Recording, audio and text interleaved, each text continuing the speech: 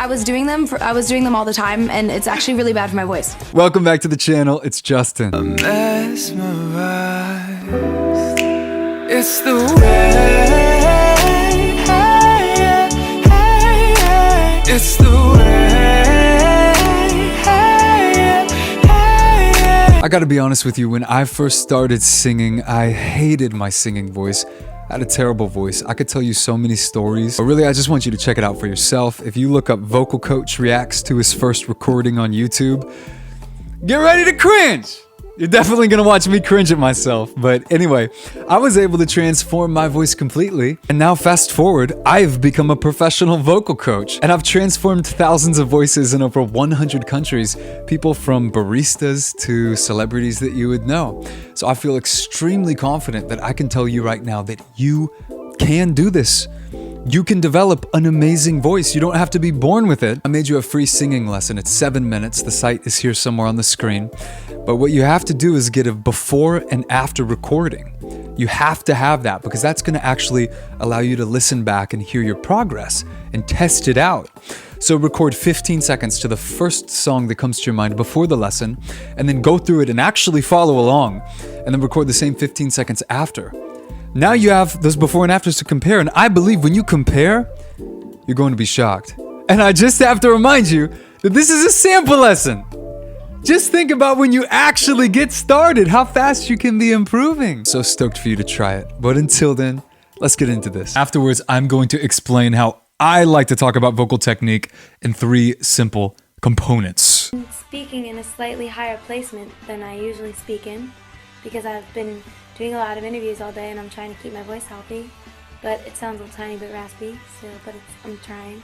But I usually talk like lazy and like gravelly, but I'm trying to place it healthier, but I sound like an idiot. No, I think vocally it's very demanding. It's a very vocal show, and I'm really happy that my voice remained healthy the whole time. I think that means that I'm singing in a healthy placement and using correct technique, and that makes me really happy. That's good. I did the whole test of the whole tour. Yeah, you did. Because I was doing them all the time, and it's actually really bad for my voice. Oh, really? Like, I actually would, but like using my voice in a way that is not natural. Yeah. And sort of like mimicking sounds that aren't natural to how my voice usually comes out. Is that because Brittany does that weird grunt all the time? No, that's just how her voice comes out. Oh, okay. You know what I mean? So like if you try to make yourself sound a different way, yeah, your voice can sometimes get a little like swollen or irritated. Thank you so much.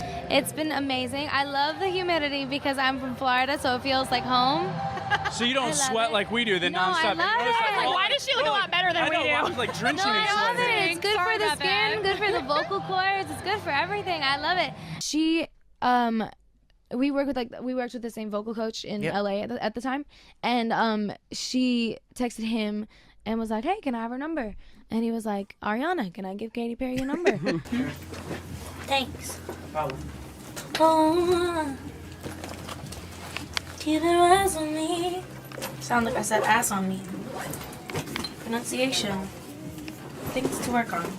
Sorry my voice is gone. I've been screaming on set all week, so I'm a little hoarse. You've got such a big voice for such a little person. It's huge, isn't it? Like you reach such ranges with your voice. Like, does that take practice, or is it just like one day you open your mouth and it was like, oh god? Yeah. Thank you. I appreciate that.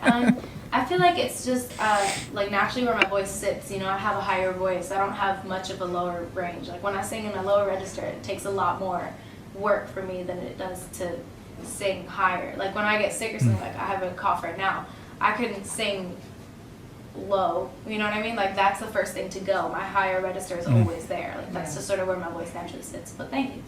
But I don't know. I love performing with Jason because it feels like home. I mean, he was my first, I guess, employer, my first director, musical director, and he really challenged me doing 13, and I think that's why my voice has a very strong stamina. You know, I learned how to sing healthily because of the Broadway schedule, and you know, being thrust into 8 shows a week is an insane thing, and I think that's why I learned so much about vocal health and everything, and it's just really cool to see 2 worlds collide. You know, so much has happened since then. It was just so much fun. Oh, I miss it.